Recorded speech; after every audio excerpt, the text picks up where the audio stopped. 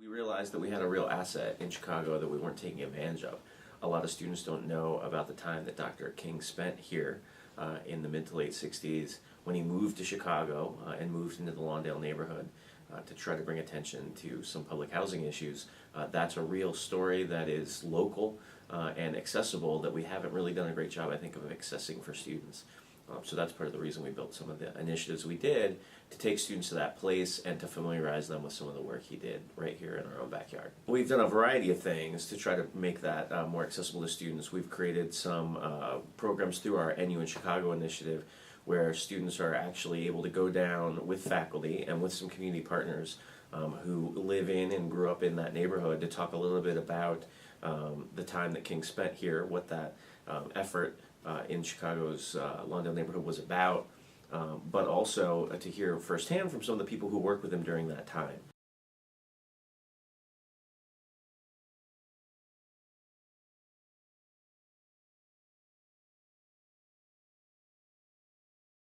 The museum was great, had a lot of cool artifacts from the time and like a great video really telling everything. And you could just tell from everybody it was a really important topic to discuss, and we were all having a very intellectual discussion about what it means to have practices like redlining.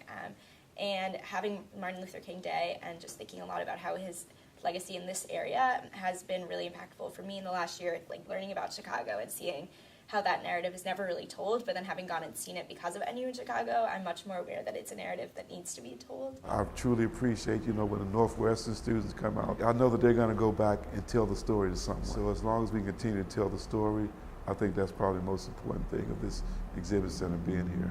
We have many partners in the Lawndale community where Dr. King's work was sort of based when he moved to Chicago.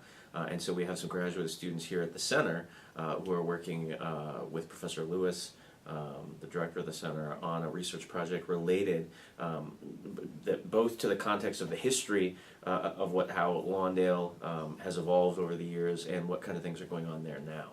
So we think it provides a rich opportunity for us to develop even more in-depth partnerships going forward. On our project, we're looking at the different community development strategies that have been implemented in North Lawndale over the past 50 years. We've been kind of learning about the policies of segregation and how that happened, and then also what's been done to address the segregation in the neighborhood. A lot of the challenges that face communities like North Lawndale are the result of intentional and systemic willful abuse and neglect. In a lot of ways, that it's a dream deferred. Martin Luther King's dream is still yet to be fulfilled.